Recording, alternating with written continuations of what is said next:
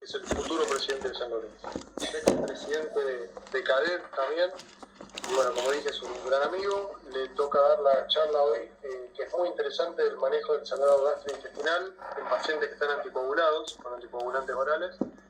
Es muy interesante la charla, sabe muchísimo de esto, así que nada, si quieren dejar las preguntas para el final mejor o como quieran manejarse. Los dejo con Gabriel y yo voy a presenciar la charla. Gracias, Gabriel, por estar. Bueno, muchas gracias, Gastón, por la invitación. Como dijo, vamos a tratar el tema de manejo gastrointestinal en pacientes que están tomando anticoagulantes orales. Vamos a empezar con un poco de historia. A mí me gusta siempre repasar un poco la historia. Tras la crisis económica de 1929, el crash de la bolsa de Estados Unidos, los granjeros no tenían con qué darle de comer al ganado, entonces comenzaron a darle alfalfa silvestres y el ganado empezó a morir de trastornos hemorragípicos. Durante muchos años estudiaron por qué era la causa, hasta que en 1939 Paul Link aisló, es un químico, aisló el dicumarol de algunas alfalfas silvestres con la que se daba alimento al ganado, y los granjeros lo llamaban el falso trébol dulce. Ahí a la izquierda tienen el pajarito sobre la planta de donde se aisló el dicumarol. Posteriormente también Paul Link en el 41 aisló un compuesto más estable, la warfarina, o warfarin en inglés, que tiene que ver con el grupo de investigación del Wisconsin Alumni Research Foundation Kumarin. Por eso lleva el nombre de la droga. Si bien estas drogas fueron pensadas para eliminar roedores, para eliminar plagas, los médicos las hemos adaptado para el uso en la medicina. El primer paso fue encontrar un reversor de los anticoagulantes orales del tipo antivitamina K, y esto lo hizo el doctor Shapiro en Nueva York. Fue el primero en contrarrestar el efecto anticoagulante con vitamina K, y estos hallazgos fueron, digamos, la puerta de entrada para el uso de estas sustancias en la medicina moderna. Si bien el primer paciente fue un marino que intentó suicidarse tomando veneno para ratas, se le salvó la vida de esta manera, se popularizaron después que en 1955 el presidente de Estados Unidos, Eisenhower, sufrió un infarto y como padecía una arritmia, sus médicos decidieron anticoagular. Bueno, el resto de la historia ya es un poco más conocida, ¿cierto? Durante 65 años aproximadamente los médicos empezamos y entendimos cómo se trataban los pacientes anticoagulados, nos adaptamos a los efectos adversos y cómo manejarlo. Pero ¿qué pasaba? Cuando había contraindicaciones para su uso o había fracaso terapéutico, no había ninguna otra opción más que rotar un antiagregante plaquetario. Entonces esta necesidad llevó al desarrollo de nuevas drogas, y en el año 2008 se aprueba el primer anticoagulante de acción directa, dabigatran, el Pradaxa, que todos conocemos, y posteriormente aparecieron en el mercado otras drogas como el rivaroxaban, apixaban y el toxaban, que no hay aquí en Argentina. ¿Cuál es la dimensión del problema? Imagínense que 1 o 2% de la población está anticoagulada. Por el envejecimiento mismo de la población, esta cifra va aumentando día a día. Y si yo tomo la población de más de 65 años, este número al menos se duplica. Como ustedes saben, las indicaciones más frecuentes son las arritmias, las enfermedades valvulares, las embolias, la trombosis venosa profunda. Y bueno, la gente que necesita anticoagularse no puede escapar de la indicación, ¿cierto? Fíjense esto, que es muy importante, es un estudio retrospectivo de 150 hospitales de España, donde se revisaron más de 2 millones de historias clínicas, y se observó que en el periodo de un año ingresaron aproximadamente 6.000 personas con hemorragias estando por anticoagulación, digamos, eran hemorragias graves o moderadas que necesitaban internación. Y lo importante de esto, fíjense que el 43.6%, casi la mitad de los pacientes, el origen del sangrado era gastrointestinal, 30% provenía del sistema nervioso central y 14.5% del aparato genitourinario. ¿Cuáles son las ventajas de los nuevos anticoagulantes, o los anticoagulantes de acción directa, como se los denomina ahora? Primero, con respecto al Sintrom, que se da una dosis fija. El paciente no toma medio, un cuarto, 3/4, según el día de la semana que le indica el hematólogo. Acá se toma todos los días la misma dosis. Otro beneficio es que no requieren monitorización permanente, no hay que pincharlos para el control del QUIC. No se altera la biodisponibilidad con los alimentos, y bueno, esto es muy importante porque a veces los pacientes tienen diabetes, necesitan comer hojas verdes para que no se altere mucho su glucosa, y entonces pueden comer hojas verdes que no se altera la cantidad de medicamentos que tienen que tomar. También tiene un efecto predecible, empiezan rápido y su finalización se puede predecir porque tiene una vida media bastante corta y no requieren puenteo con heparina. Y tienen menor cantidad de interacciones. Son muy pocas, la verdad. Claritromicina, amiodarona, inhibidores de proteasa, verapamil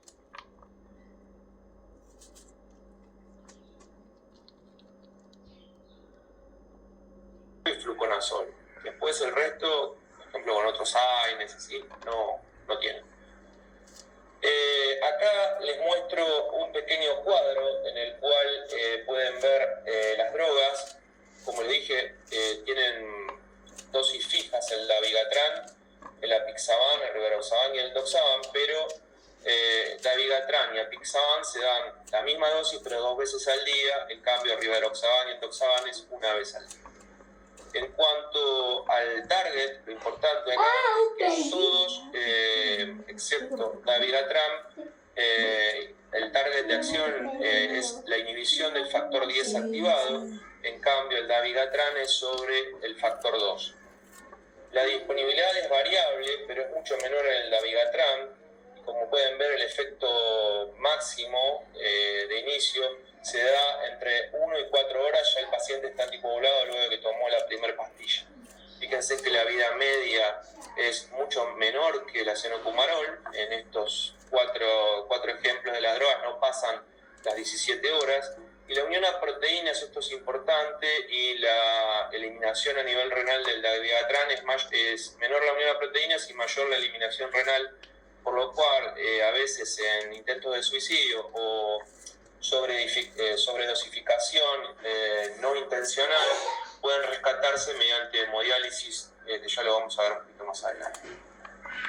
Bueno, ahora lo que quiero que vean es la diferencia entre eficacia y seguridad de estas drogas con respecto de los nuevos anticoagulantes respecto a la warfarina o a la cenocumarol.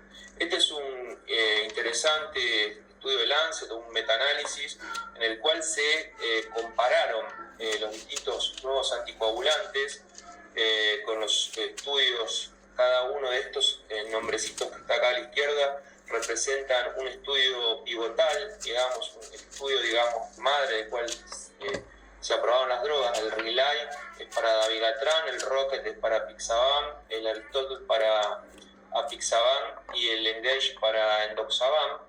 Como pueden ver, un gran número de pacientes, y este metaanálisis para prevención de stroke u eventos cardioembólicos, pueden ver que los anticoagulantes orales de acción directa son más eficaces que la warfarina.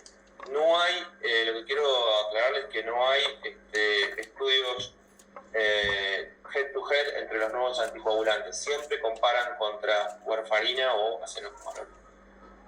Profundizando un poquito más en la eficacia, también vemos que para la mortalidad por todas las causas, para stroke hemorrágico y infarto de miocardio, en cuanto a la prevención, son más eficaces también los nuevos anticoagulantes orales.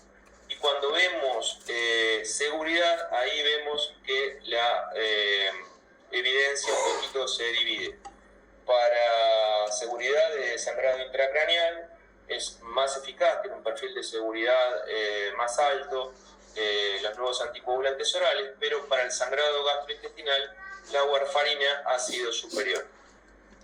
Esto es en líneas generales. Ahora, si yo me pongo a ver paso a paso, digamos, cada una de las drogas, esto es lo mismo. Las lucecitas verdes significan superioridad, las lucecitas amarillas no inferioridad y las luces rojas significan inferioridad.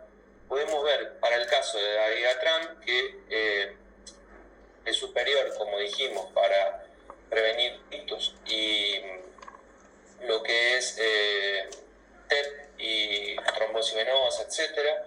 Para mortalidad también no es inferior, pero cuando vemos sangrado gastrointestinal vemos que empiezan a aparecer lucecitas rojas para dispepsia y discontinuación por efecto adverso de la medicación. Tienen un perfil de seguridad menor, digamos, los nuevos anticoagulantes orales. Si ustedes siguen esta línea roja que le demarqué, es todo igual excepto para Apixaban. El Apixaban tiene un perfil de seguridad bastante similar al de la warfarina y bueno, puede ser utilizado para retomar la anticoagulación, que ya lo vamos a ver en flujograma final.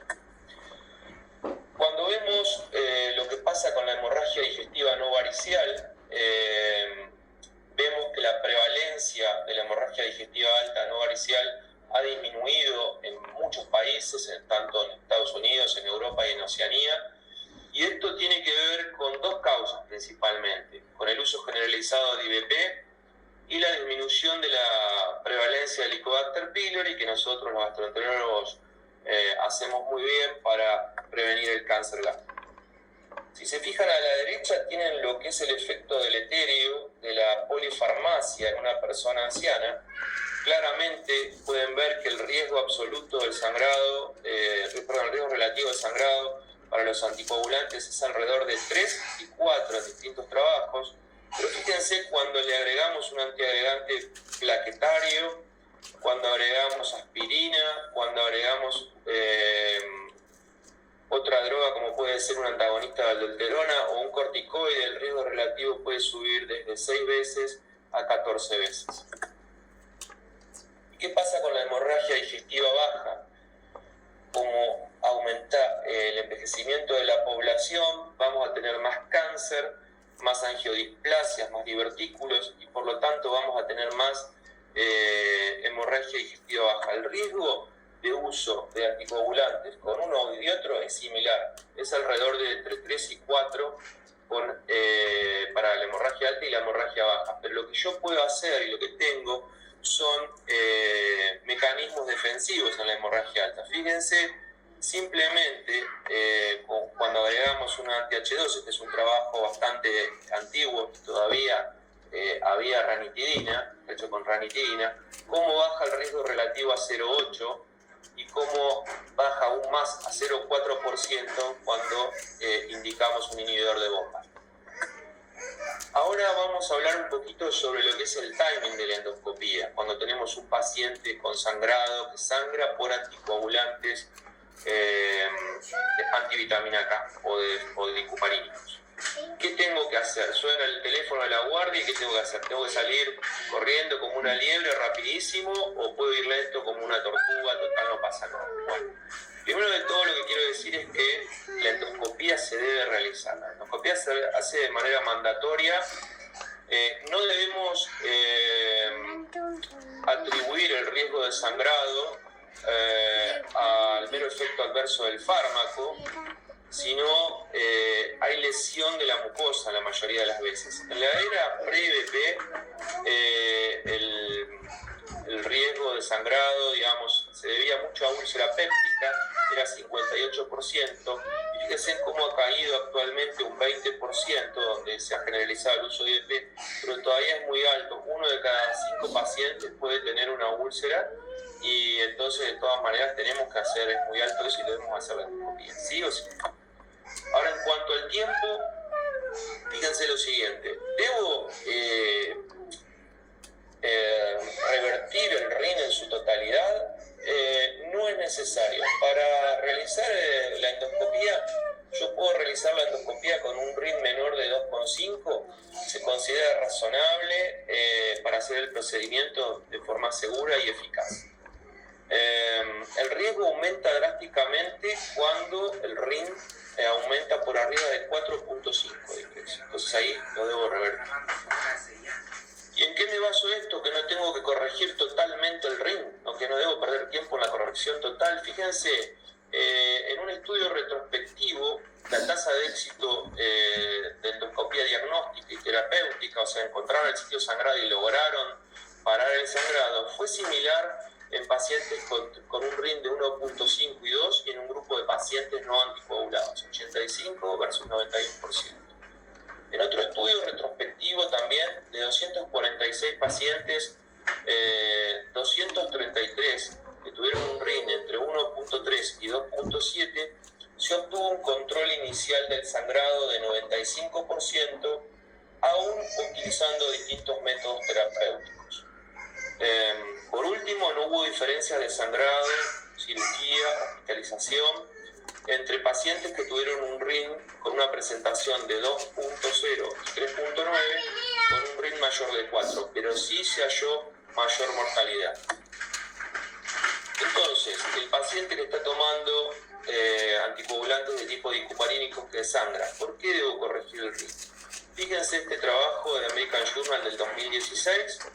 Evaluaron 134 pacientes con un RIN mayor a 3,5, todos, y los dividieron en tres grupos. Grupo 1, un RIN de 3,5 a 5,5. El grupo 2, entre 5,5 y 7,5. Y el grupo 3, con un RIN mayor de 7,5. Y fíjense cómo cae hasta un 50% la tasa de hallazgo de origen del sangrado, la posibilidad de encontrar el lugar del sangrado, y por ende vamos a tener menor éxito terapéutico para realizar el trabajo que tenemos que hacer, que es parar el sangrado. Este es un score que hicieron, pero básicamente es lo mismo que visto de otra manera, que a mayor RIN es inversamente proporcional a la posibilidad de encontrar el sitio de sangrado. Entonces, va bien, ¿no es cierto, Gastón? Va perfecto. Bueno, entonces, esta primera parte de la charla, les dejo un flujograma en el cual un paciente que está sangrando, que está tomando anticoagulantes orales del tipo antivitamina K o anticumarínicos, lo primero que hacemos es obviamente retirar la droga. Luego vamos a determinar el RIN. Si el RIN es menor de 2,5, procedo a hacer la endoscopía en forma segura y eficaz. Si el RIN es mayor de 2,5, lo que vamos a hacer, si no hay compromiso hemodinámico, es intentar revertir con vitamina K, como les conté. Vamos a indicar la vitamina K en forma intravenosa, en infusión es mejor, porque hay raras anécdotas, pero la verdad que están en la literatura de casos de anafilaxia. Entonces se prefiere la infusión en 30 minutos de 5 a 10 miligramos y se puede reiterar hasta 3 días, ¿no es cierto? Después, si hay compromiso hemodinámico, ¿qué vamos a hacer? Además de intentar revertir con vitamina K, lo que vamos a hacer es indicar complejo protrombínico acorde al RIN de base. Ahora después le paso las drogas, la cantidad. Lo que vamos a hacer es, eso se infunde en 20-30 minutos y se chequea con un RIN más o menos a las 6 horas. Si es menor a 1.5, procedo con la endoscopía y controlo diariamente después. Si el paciente todavía está inestable y permanece con un RIN un poquito más alto de 1.5, puedo considerar nuevamente la infusión de concentrado protrombínico, pero tienen que entender que estas drogas pueden producir trombosis, son trombogénicas, entonces hay que ir con cuidado. Acá, para que tengan una idea de lo que son los costos y de los efectos adversos de la droga, como les dije, la vitamina K lo importante es evitar la anafilaxia, la infusión lenta. El complejo protrombínico, el complejo de factores protrombínicos, como pueden ver, hay de 3 y de 4 factores. El de 4 factores es más completo, tiene el factor 7. La cantidad de droga es más o menos la misma, la infusión, la dosis de 25 a 50 unidades internacionales kilo, que pasa cada media 15 minutos, 30 minutos, y puede haber complicaciones tromboembólicas. Es caro, pero es mucho más efectivo. Y tengan en cuenta lo siguiente, la otra opción es la opción del medio, la del plasma fresco.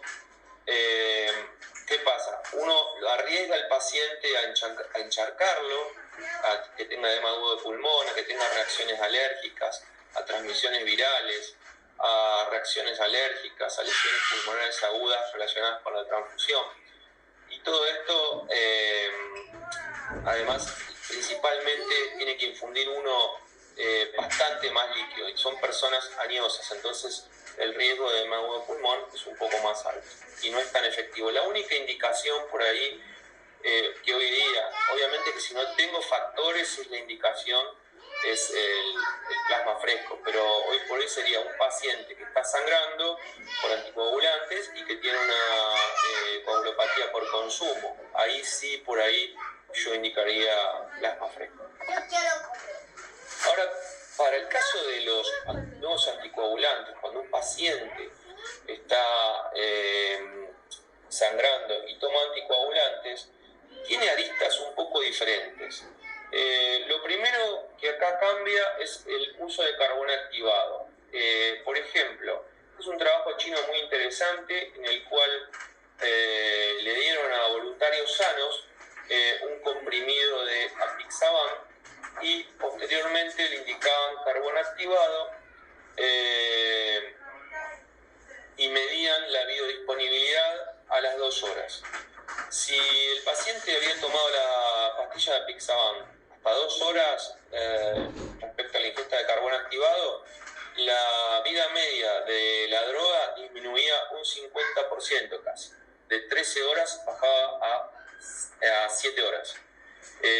Si la droga era tomada entre las 3 y las 6 horas, caía un 28% y prácticamente no tenía ningún efecto si el carbón activado era ingerido luego de 6 horas de la ingesta de la apixaban. Entonces, estos hallazgos, como tienen el mismo target, se cree que se pueden extrapolar no solo a apixaban, sino también lo podemos hacer para rivaroxaban y para endoxaban. Para utilizar o no el carbón activado, ¿qué es lo que les sugiero que tengan en cuenta? Primero, la accesibilidad precoz de la endoscopía. Si ustedes tienen endoscopista de guardia o va a venir a las horas, no se molesten en darle el carbón activado porque altera la visión del endoscopista. Vamos a entrar y vamos a ver solo carbón activado y va a ser muy difícil encontrar el sitio de sangrado. Es importante porque va a disminuir la vida media de la droga. Entonces, si ustedes no tienen endoscopista de guardia o están en un lugar alejado, bueno, esto le puede salvar la vida al paciente o ayudarlo muchísimo. Y también tengan en cuenta que el tiempo ideal es menos de 3 horas para utilizar. Estas drogas tienen reversores, antídotos que funcionan muy eficazmente. El idarucizumab es el antígeno específico para dabigatran. Este solo funciona para dabigatran. Es un fragmento de un anticuerpo monoclonal humanizado que se une al dabigatran con una afinidad 350 veces superior a la trombina y neutraliza la actividad en minutos. Más o menos tiene una vida media de 45 minutos y puede aumentar en caso de función renal alterada por arriba del 50%.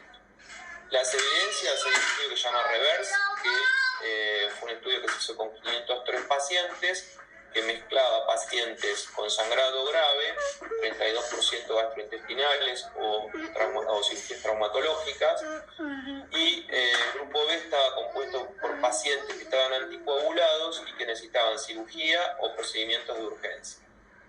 La edad media eran pacientes de 78 años, que tenían una función alterada del 43%, y el cese del sangrado se produjo entre 1.7 horas y 2.5 horas, y el cirujano pudo hacer la cirugía y indicó como coagulación normal en el 93.5% de los casos.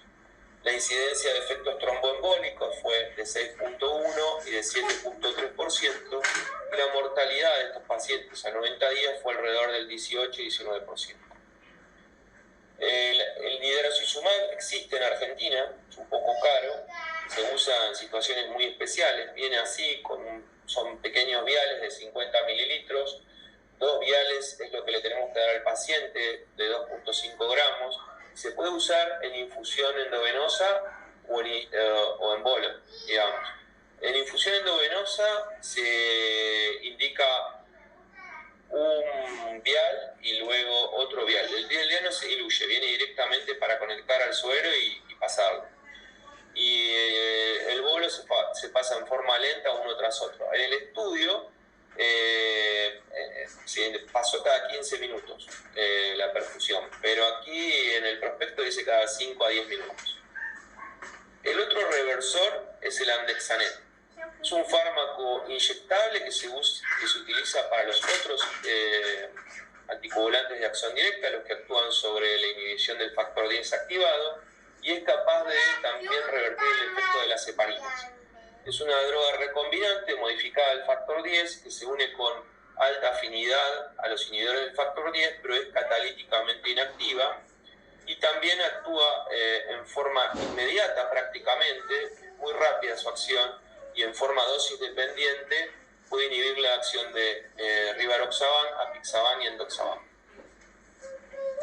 Al principio se lo utilizaba, bueno, ustedes ven acá los nombres anexa A, anexa R, anexa 4, son los nombres de los trabajos troncales de donde salieron estos estudios.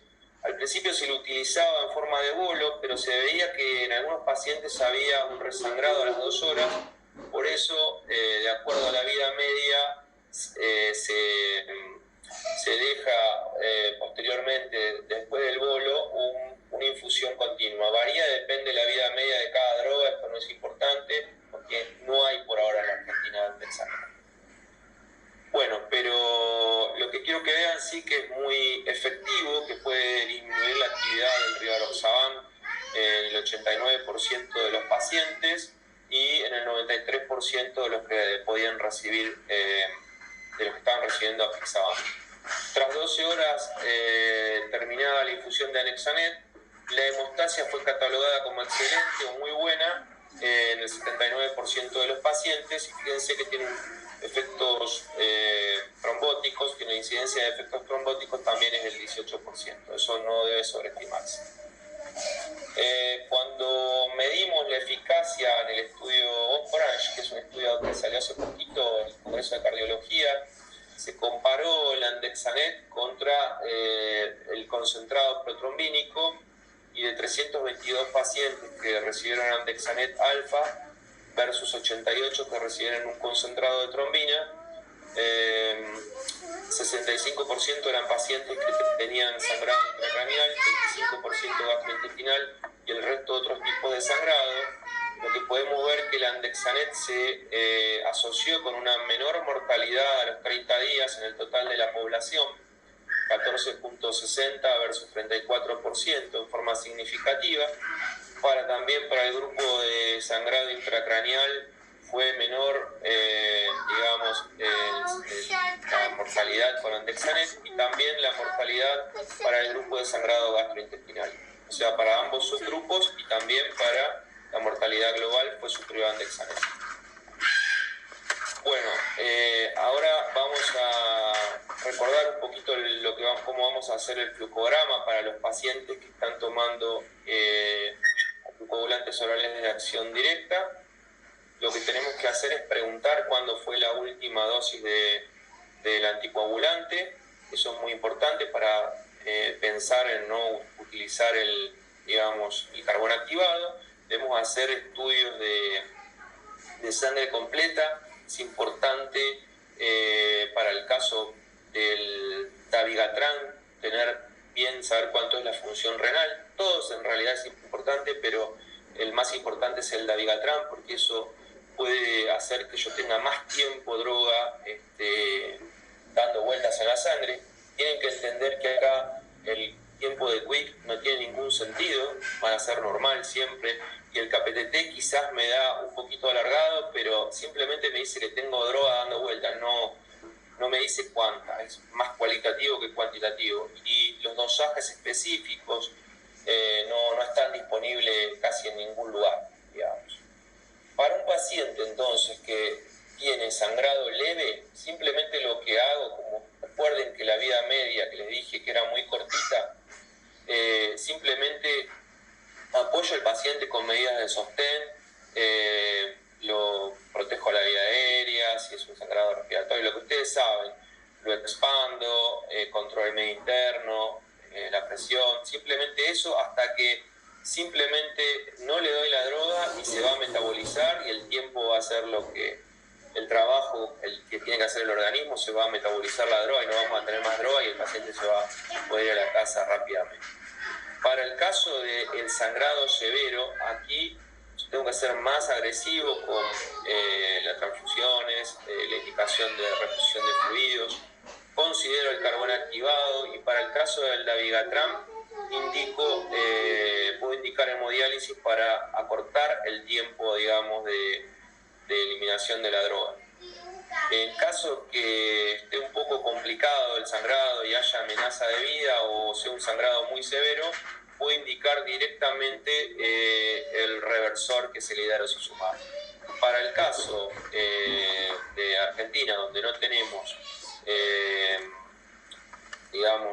Andexanet, directamente es indicación de complejo protrombínico, concentrada de complejo protrombínico.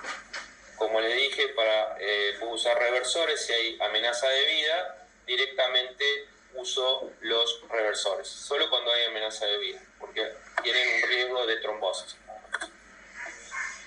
Ahora lo que quiero aclararles algunas misceláneas, digamos, porque hay otras drogas que se pueden usar, generalmente se usan en terapia intensiva o siempre hay alguna pregunta.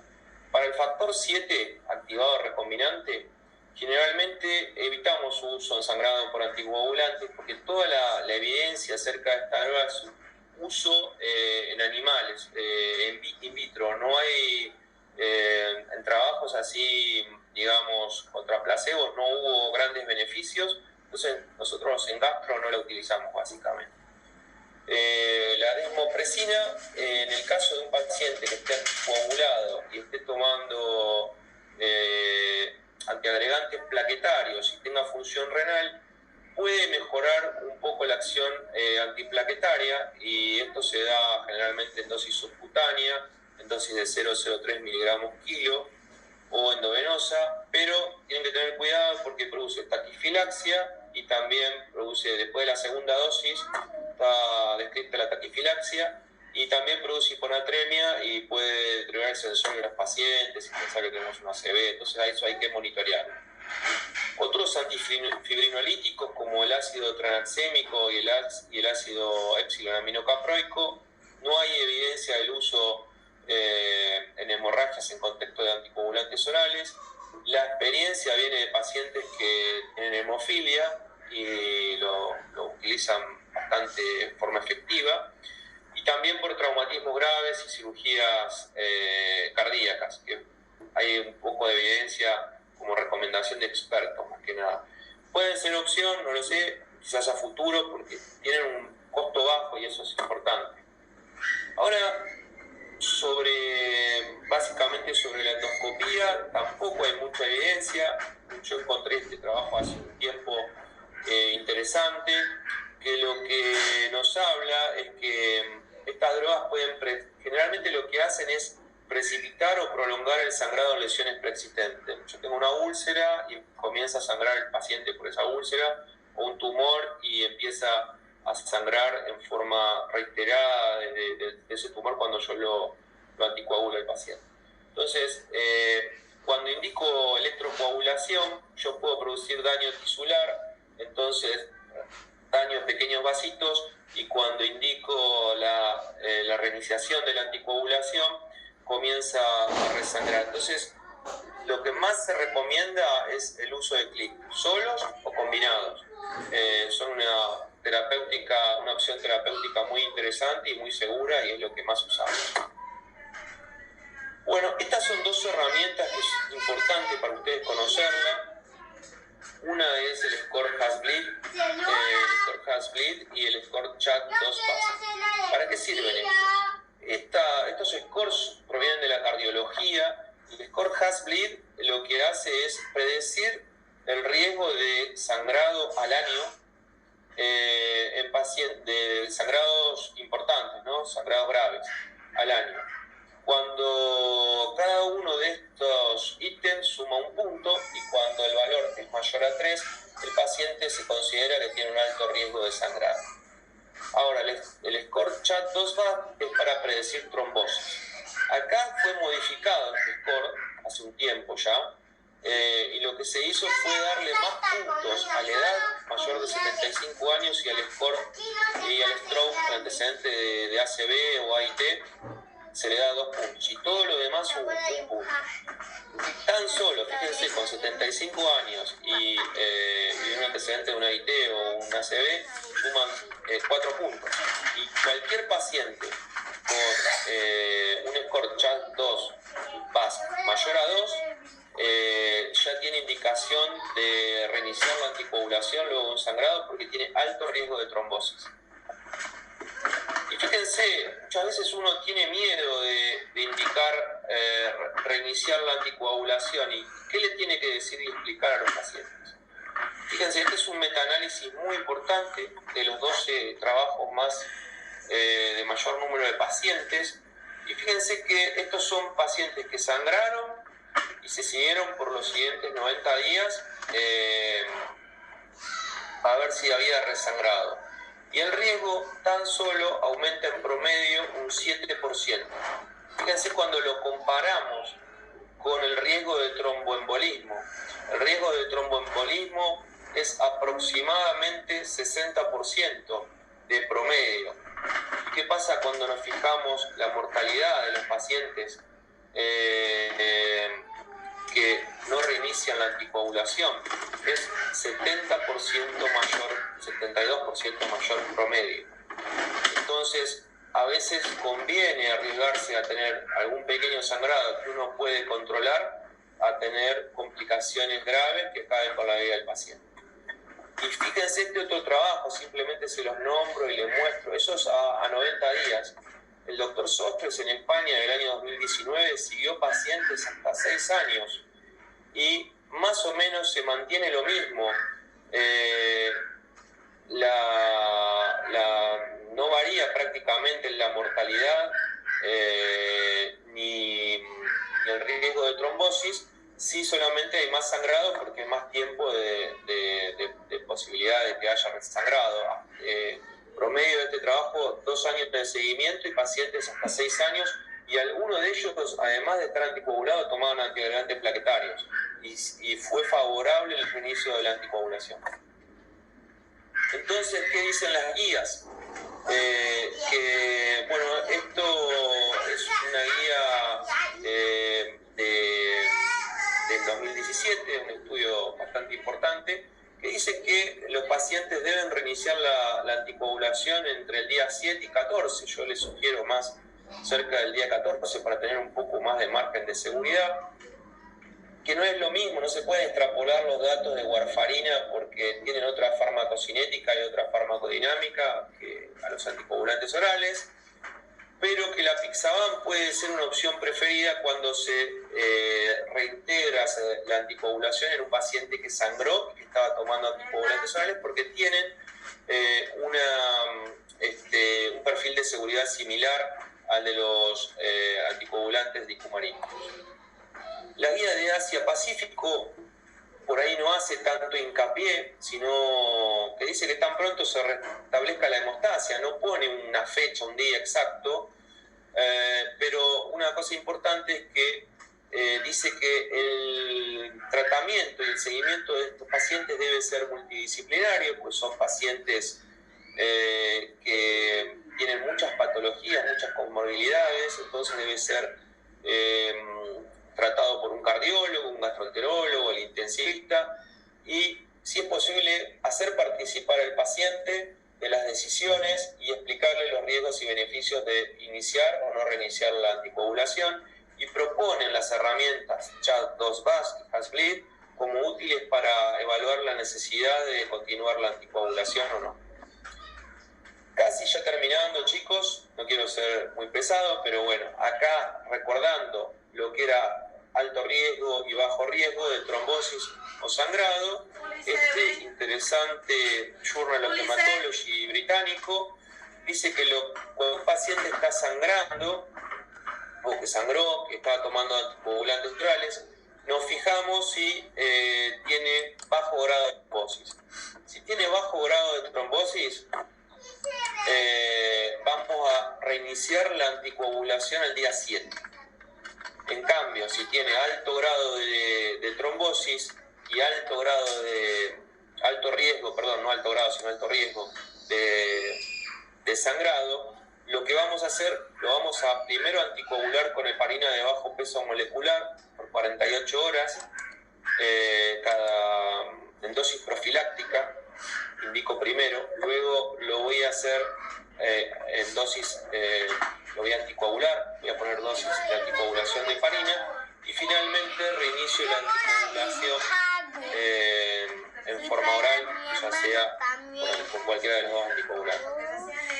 Y por último, si el paciente tenía alto riesgo de trombosis y bajo riesgo de sangrado, voy a indicar heparina de bajo peso molecular por 48 horas en dosis de anticoagulación y luego inicio a los 7 días la anticoagulación. Bueno, ahora, ¿cómo reinicio y con qué reinicio, no? Si el paciente estaba tomando warfarina, lo que voy a hacer es indicarle, o acinocumarol en este caso, lo que voy a hacer es indicarle control estricto del ring, o lo voy a switchar a Pixaban porque era la droga de mejor perfil de seguridad. Si yo estaba dándole a mi paciente dabigatran o rivaroxaban, voy a hacer lo mismo, lo voy a indicar, lo voy a switchar a warfarina con estricto control del ring, o le voy a dar a Pixaban. Si el paciente estaba tomando apixaban, la estrategia es darle la mitad de la dosis o switcharlo a warfarina y hacerle siempre estricto control del ring. Cuando el paciente, que esta es una posibilidad bastante frecuente, está tomando anticoagulantes y antiplaquetarios, lo que hago es consultar al cardiólogo y le trato de disminuir el riesgo viendo si puedo discontinuar los antiplaquetarios. Y siempre indico inhibidores de bomba de protones a doble dosis. Bueno, muchas gracias. Nada, estoy dispuesto a escuchar las preguntas. Gaby, la presentación, como siempre. Bueno, y bueno, me estaría viendo, a ver, dejo de compartir cómo hago todo. De tener la presentación. Y ¿por qué no me estoy viendo la pantalla? ¿O no me tengo que ver? Hay que poner dejar de compartir y ya tendrías que estar. Ahí estoy. Uy. Tú te estabas contando el tema de la hemofilia y yo tengo un paciente entre 2 semanas para hacer con hemofilia tipo B, que es la más frecuente de las dos, encima es médico. Siempre te tocan esos pacientes. ¿Ustedes me ven a mí? Sí, nosotros tenemos. Bueno, ok, no importa, yo no los veo, pero dice 21 más. Pero se ve bien, Bueno, ok. Bueno, quería ver si había alguna pregunta, alguna consulta. Sé que es un poco mucha información, pero decidí darles la mayor cantidad de cosas posibles y actualizadas porque es algo que cada vez, yo no la puse esta diapositiva, pero la puse para el Congreso de Cirugía, Gastón, no sé si te acordás, que mostraba en cada país cómo va creciendo cada vez más el consumo cómo los pacientes van cambiando por comodidad a anticoagulantes orales de acción directa, y algunos países ya pasan el 50% de los pacientes anticoagulados. Acá, como son un poco más caros todavía, hay muchos pacientes anticoagulados con Sintrom, que es el acenocumarol.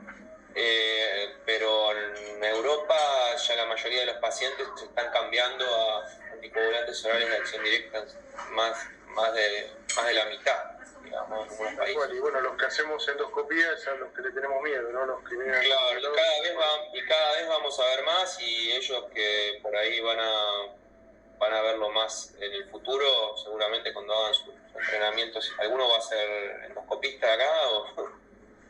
Seguramente cada vez nosotros lo vamos a ver más. Tal cual. Sí.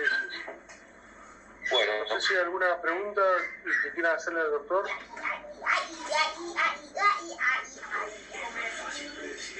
¿Vos, Gastón, querés hacer alguna pregunta?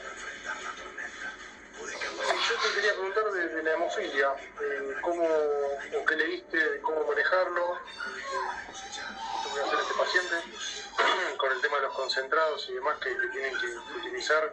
Sí, generalmente viste que ellos tienen, digamos, la fundación de la hemofilia le da los concentrados, le da el factor 7 recombinante y tienen, ¿uno le preguntaste eso al paciente? Sí, ya tiene todo pedido, ya se comunicó con el centro de la hemofilia, ya le dieron todas las indicaciones. Le dan indicaciones, sí, y en general se pasa en forma preventiva, digamos, cuando tenés, si vas a hacer un procedimiento, ¿vas a hacer diagnóstico o terapéutico? No sabés. Sí, diagnóstico, pero bueno, probablemente tenga que tomar biopsia. No, es un paciente que está con alteración del ritmo, con correa. Sí, mira, yo una vez, hace muchos años, en un hospital que vos estuviste también, hubo un caso de un paciente que sacaron un pólipo y sangró, lo esclerosaron y siguió sangrando y resultó ser una hemofilia. Por más que trataron la lesión, pusieron clip, todo, no paraba el sangrado y bueno, fue grave porque al no estar diagnosticado, entonces es clave que, digamos, pedir ahí en ese caso el coagulograma y ver las alteraciones en el coagulograma, en general el KPTT, digamos, alterado, te tiene que llamar la atención. No, sí, bueno, justo hablé hace un rato con él, como el médico se va a hacer el coagulograma una mañana y claro, se va a explicar los factores que le dieron medio durante el procedimiento, pero... Sí, si le dan los factores, si los dan antes del procedimiento, en general no hay ningún inconveniente. El tema es cuando no está identificado eso. Pero bueno, él al ser médico también tenía mucho miedo a las biopsias, a la polipectomía sobre todo, pero bueno, eso lo hablé con él y bueno, con los factores y todo, ya se tomaron todos los recaudos para poder hacerlo. Claro, sí. Otra cosa que te pregunto, en realidad te repregunto porque ya te dijiste en la charla, pero se supone más tarde. Sí. Pero ¿cuánto tiempo tenemos que tenemos que manejar más que nada en lo agudo, ¿no? Cuando nos llaman urgente, porque un paciente está con más de meses, una forraje, lo que sea, y quiere una endoscopia urgente. Claro, sí, explicarle bien la evidencia, digamos, al médico de terapia o al médico. Lo primero que hay que hacer es estabilizar al paciente. Si yo entro con el endoscopio y el paciente está con un rin alterado, ustedes pueden ver que no se ve absolutamente nada, no vamos. Entonces primero estabilizo al paciente, si lo tengo que transfundir lo transfundo, estabilizo la presión, porque digamos, no es necesario, yo lo puedo hacer, no es una endoscopía de urgencia, yo tengo que ir en 6 horas o en 4 horas, lo puedo hacer en las primeras 24 horas la endoscopía. Lo primero es el paso a paso, estabilizar al paciente, revertir el ring, equiparme la función renal, todo lo que les comenté, y ahí vamos a tener más suerte, porque si no simplemente vamos a perder el tiempo, vamos a tener que sedar al paciente 2 veces. Son pacientes que en los estudios hay que muchas veces intubarlos porque hay que proteger la vía aérea, porque se pueden aspirar por la sangre que viene. Entonces, los riesgos inherentes a la anestesia, arritmias, insuficiencia cardíaca. Entonces, yo lo que digo siempre es que no hay que salir corriendo y hacer lo que hay que hacer. Revertir el RIN en lo posible, indicar ya sea complejo protrombínico, si tenemos, y si no, de última, si estamos en un hospital de provincia, muy alejados, plasma fresco, e intentar estabilizar el paciente y luego hacer la endoscopia. Y para hacer la endoscopia siempre utilizar métodos combinados para terapéutica y clips y otro método más, digamos. Eso depende, digamos, a la lesión y a la experiencia de cada uno, ¿no? ¿Alguna pregunta de los chicos?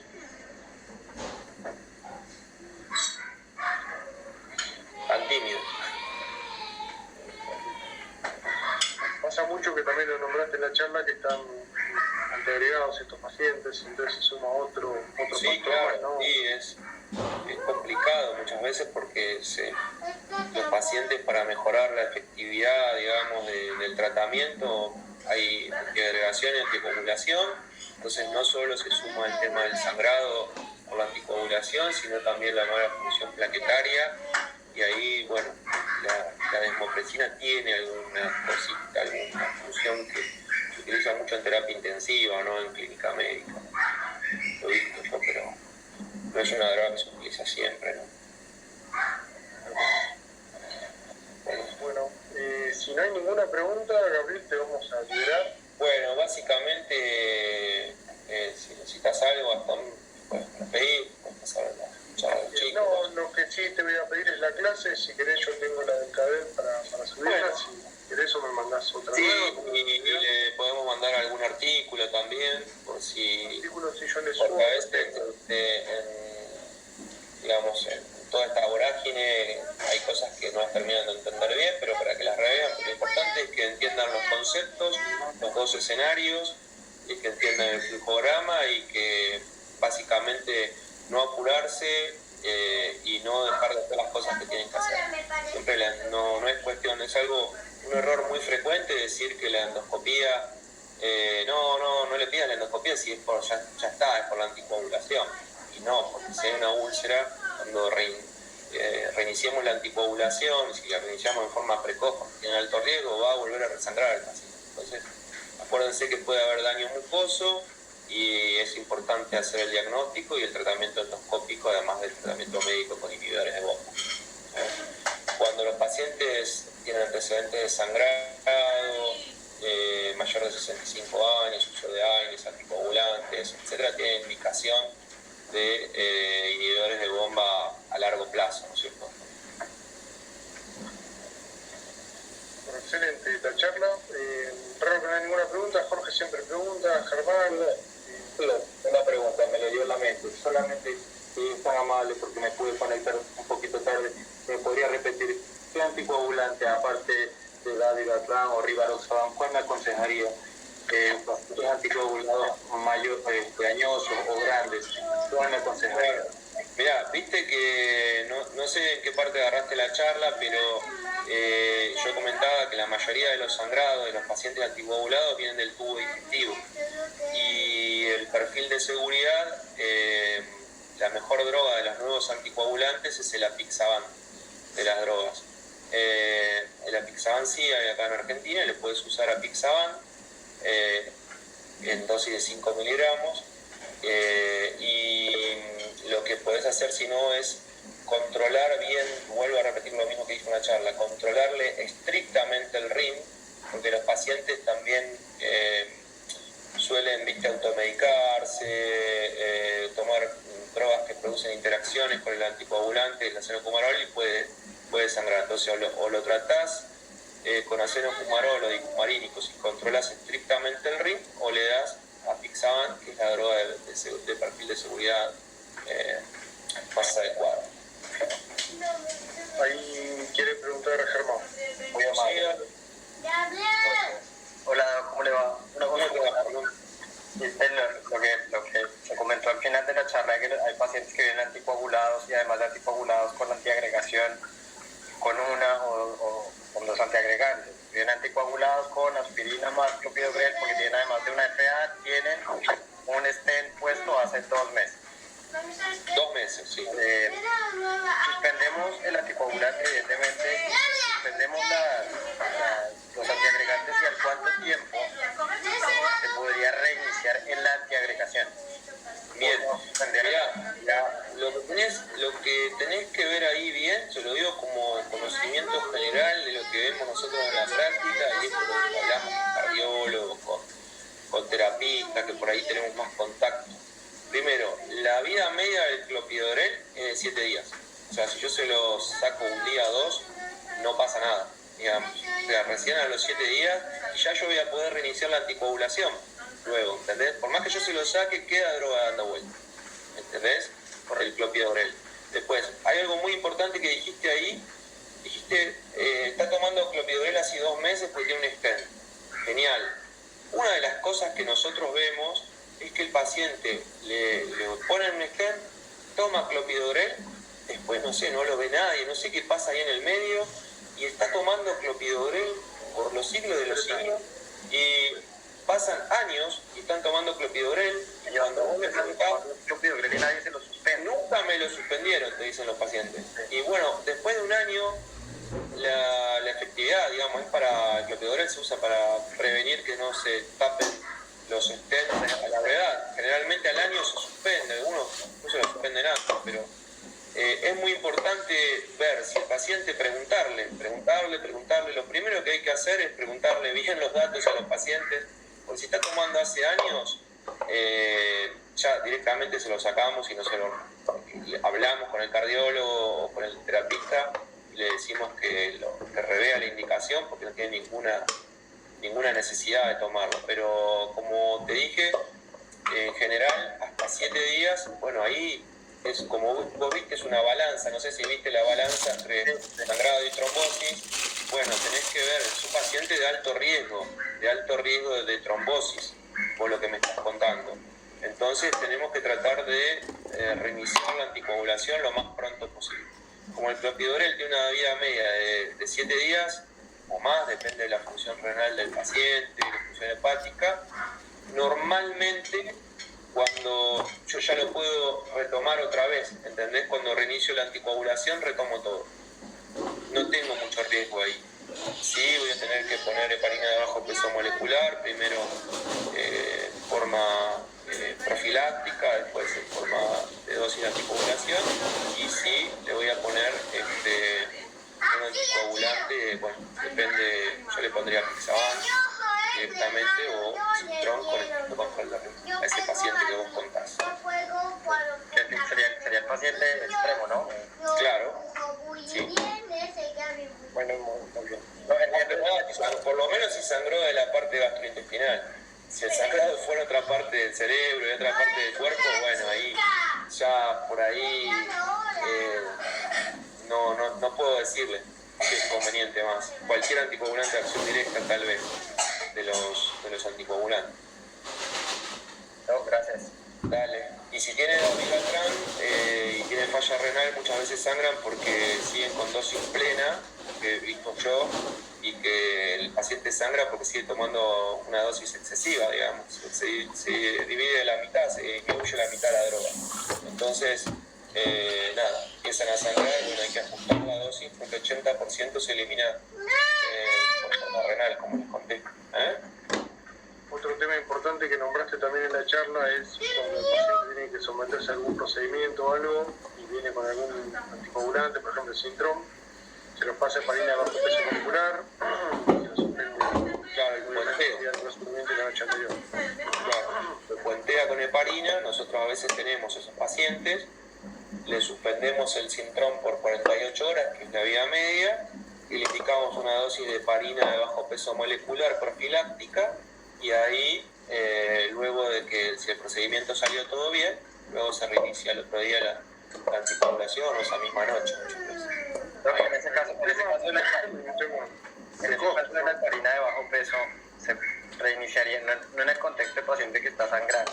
No, estamos hablando de un estudio programado, una colonoscopía o... En 12 horas se puede reiniciar, colocar la heparina de bajo peso, 12 horas post endoscopía más toma de biopsia.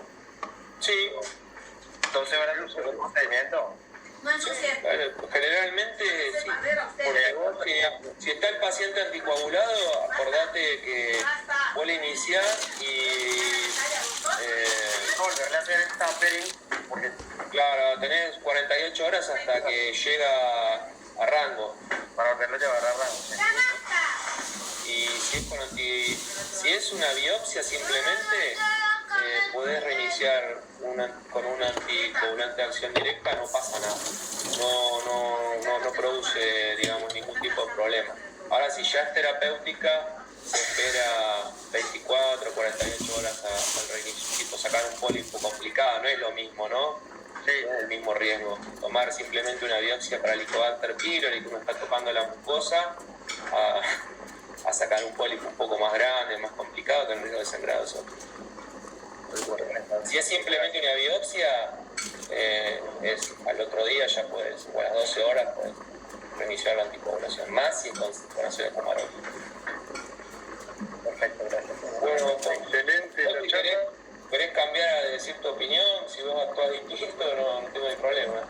Si vos... No, yo coincido completamente con todo lo que dijiste. Claro. Bueno, son pacientes complicados, O complejos. contar tu experiencia, ¿no? Que también, eso es importante, la verdad contar la que experiencia de uno. Es estresante, como te llaman, y tengo un paciente. Sí, claro, es el llamado que nunca queremos recibir.